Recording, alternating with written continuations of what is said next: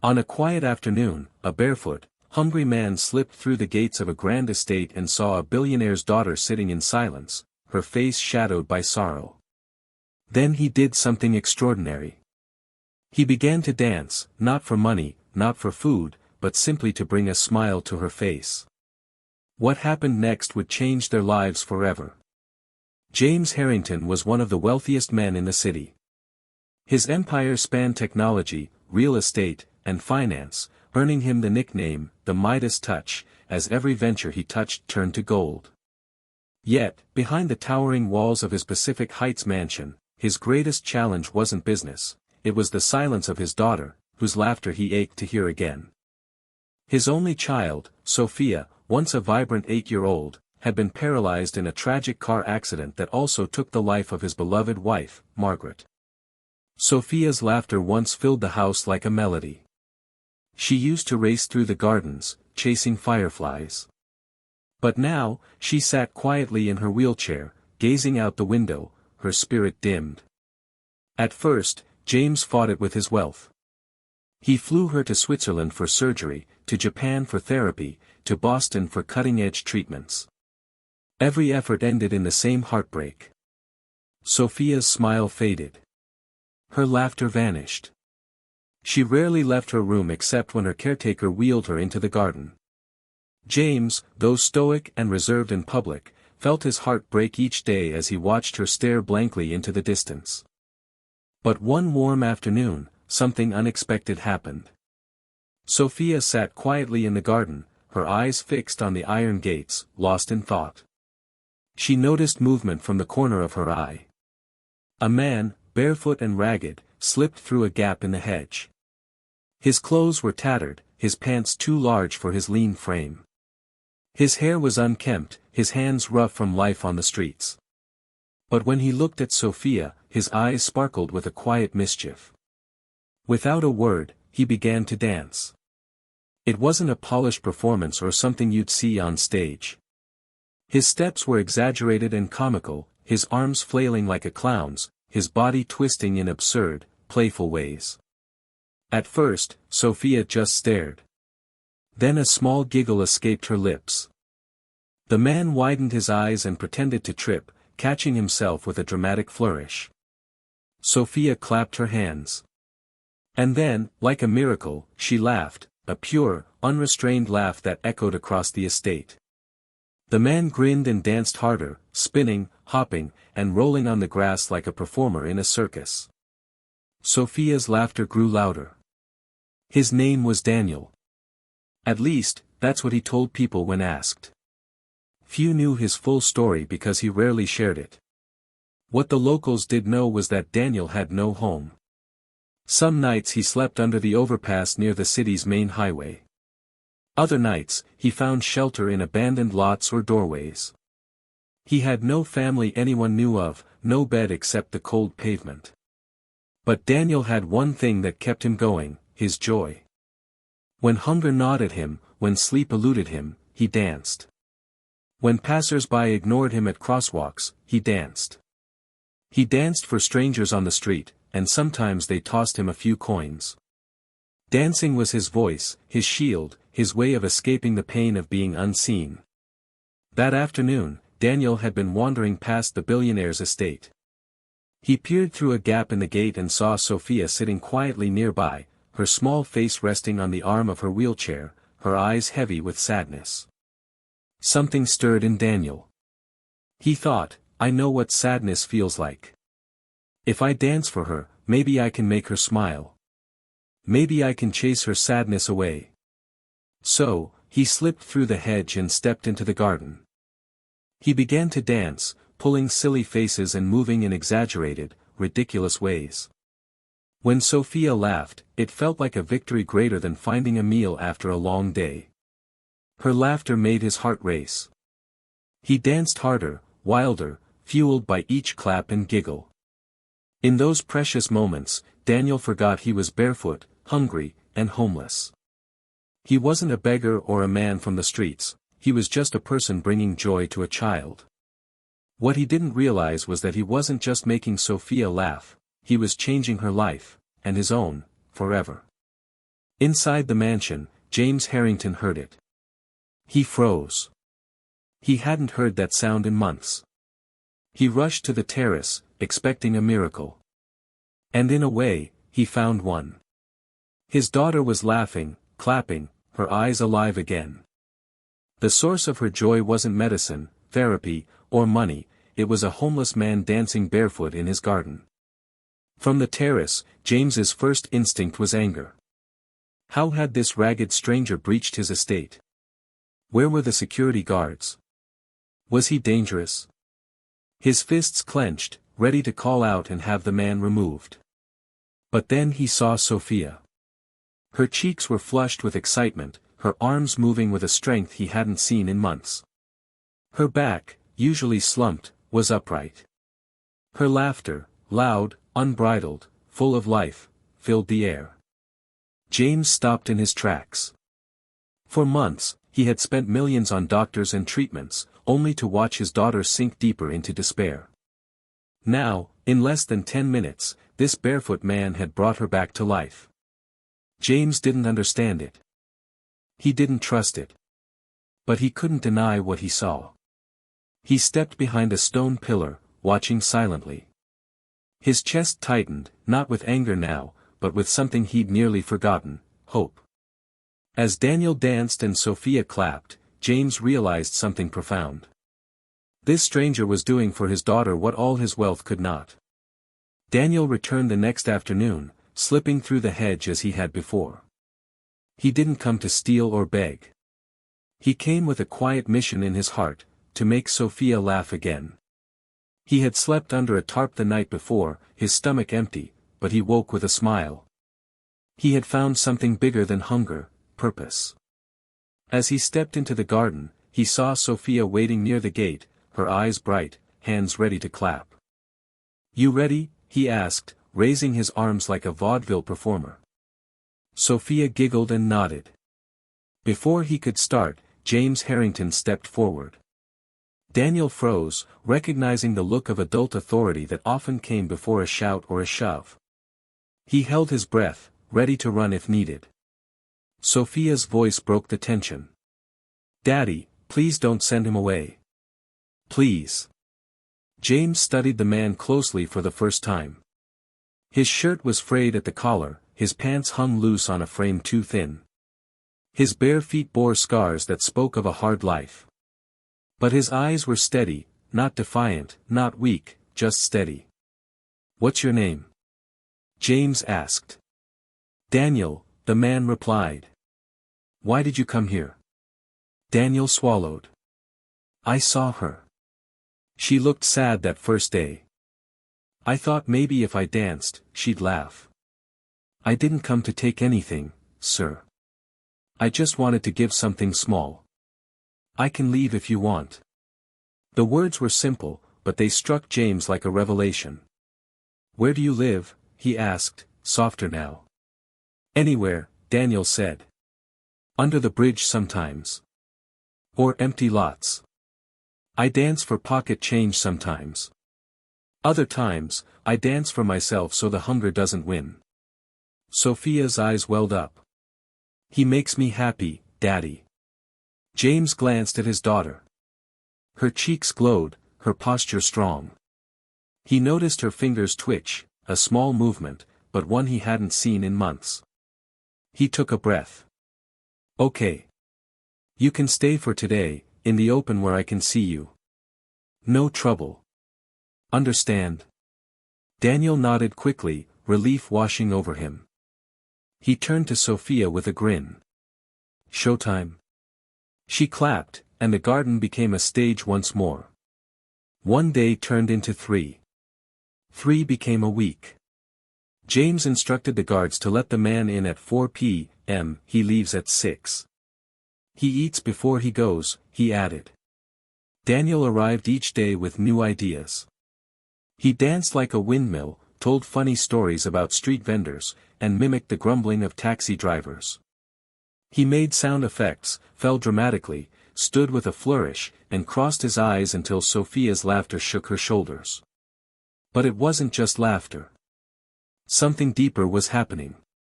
Sophia's hands grew stronger from clapping. She began mimicking Daniel's moves, lifting her arms. Her voice grew bolder, directing him, again. No, do it like yesterday. She even tried spinning her wheelchair in small circles when he spun on the grass. Each small turn felt like a triumph. James watched quietly, noticing the details. Daniel never asked for anything before performing. He always checked Sophia's expression before trying a new move. He expected nothing but her claps. Yet when food was offered, he ate carefully, like someone who knew the value of a single meal. In the evenings, after Daniel left, Sophia spoke more. Daddy, did you see when he pretended to be a fire truck? Daddy, I felt something in my fingers today. Daddy, can he come tomorrow? During a routine medical visit, the doctor was stunned. Her engagement is back, he said, examining Sophia closely. This kind of motivation can spark recovery. Whatever you're doing, keep it up. That night, James stood alone in the garden, staring at the spot where Daniel danced. He felt something rare, gratitude that didn't come from a wire transfer. He whispered into the evening air, "Thank you, Daniel." The garden seemed to echo his words. It happened on an ordinary afternoon, the kind where miracles hide in plain sight. The sun hung low, casting golden shadows across the lawn. Somewhere, a neighbor's radio played a soft jazz tune. Daniel was mid-performance, doing a slow-motion dance as if moving through molasses. Sophia laughed so hard her blanket slipped from her lap. "Wait," she said, catching her breath. "Let me try something." She placed both hands on the armrests of her wheelchair. Her face tightened with effort. For a moment, nothing happened. Then her shoulders lifted, her chest rose, and slowly, her hips inched upward, 1 inch, then 2. She held herself there, trembling, for 3 long seconds. 1, Daniel whispered, eyes wide. 2, James counted, stepping forward without realizing it. 3, Sophia breathed, before sinking back into her chair, panting and smiling, her eyes glistening. Silence fell over the garden, not the heavy silence of before, but a sacred one, the kind that follows an answered prayer. Daniel broke it with a shout. "You did it! You did it!" He spun 3 times and dropped to his knees beside her. "Champion!" James knelt on her other side, his hands trembling. He touched her forehead gently. "You are so brave," he said. "I'm so proud of you." Sophia reached for both of them, one small hand for her father, one for her friend. "I'm not scared anymore," she said. "When he dances, I feel like I can move." They didn't tell the world, not yet. They didn't call the press or post online. They simply kept going. More laughter, more practice, more tiny movements that built into something big. That night, James couldn't sleep. He paced the halls of his mansion, his footsteps echoing on polished floors. He thought of Sophia's bright eyes when Daniel arrived, her stronger voice when she called out to him. Then he thought of his pride, his reputation, his name. A battle raged in his chest, between ego and love, between what the world expected and what his heart demanded. By dawn, James knew the truth. Reputation couldn't heal his daughter. Money hadn't restored her laughter. But Daniel, a man with nothing, had given her hope. For the first time, James admitted to himself, maybe wealth isn't the greatest power. Maybe kindness is. One Saturday afternoon, James asked Daniel to sit with him in the garden. For the first time, he wasn't asked to dance, he was asked to talk. "Tell me about yourself," James said. Daniel hesitated. People rarely asked about him, they only saw his worn clothes and waved him away. But James's eyes were earnest, almost kind. "I don't know much about where I came from," Daniel began quietly. "My mom passed when I was young. Never knew my dad. Some folks at the market gave me food when I was a kid, but that stopped as I got older. I've been on my own since. I sleep where I can, underpasses, empty buildings. James listened, his chest tightening. "Why do you dance?" he asked. Daniel gave a faint smile. "When you're hungry, your body feels like stone. If you sit still, the hunger wins. But if you move, if you dance, it feels lighter." People smile. Sometimes they give me $1. Sometimes they don't. But at least I don't feel invisible. James nodded slowly. He had dined in Michelin-star restaurants and traveled the world, yet here was a man who had learned life's deepest truth without a single lesson. "From today," James said firmly, "you're not invisible anymore. You're part of this house." Daniel blinked, unsure if he'd heard right. But when Sophia wheeled closer and grabbed his hand, smiling wide, he knew he was no longer just a man from the streets. He was becoming family. The true turning point came on an afternoon like any other. The sun warmed the garden, flowers swayed gently, and Daniel was doing a goofy robot dance while Sophia clapped. "I want to try standing," she shouted suddenly, surprising even herself. Daniel froze mid-move. "What?" "I mean it," she insisted, her voice firm. James, sitting nearby, tensed. He didn't want her to push too hard. But he also knew he couldn't hold her back. Sophia gripped the handles of her wheelchair. Her arms shook, but she didn't stop. She pushed, her face contorted with effort. Slowly, painfully, she rose. One knee trembled, then the other straightened slightly. She wasn't standing tall, but she was up, her feet pressing into the ground for the first time since the accident. James's heart pounded. The security guards froze. Even the house staff gasped from a distance. Daniel shouted with joy, spinning in circles before dropping to his knees. "You did it, Sophia. You're standing." Sophia held herself for 3 seconds, her small body trembling like a sapling in the wind. Then she sank back into her chair. Instead of crying, she laughed. "I stood. Did you see, Daddy? I stood." James knelt beside her, tears blurring his vision. "I saw, sweetheart. I've never been prouder." That day, the mansion came alive with laughter, claps, and cheers. The turning point had arrived, and James knew it. His daughter's healing had begun, sparked by a man who once had nothing but a dance.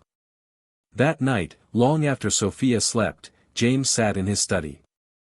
His desk was piled with untouched contracts, his phone buzzing with ignored messages. His mind was on one thing, Daniel. For weeks, the man had brought life back to his daughter. She laughed again. She moved again. She lived again. And tonight, she had stood, if only for a moment. It was a miracle, and James knew it wasn't chance, it was Daniel.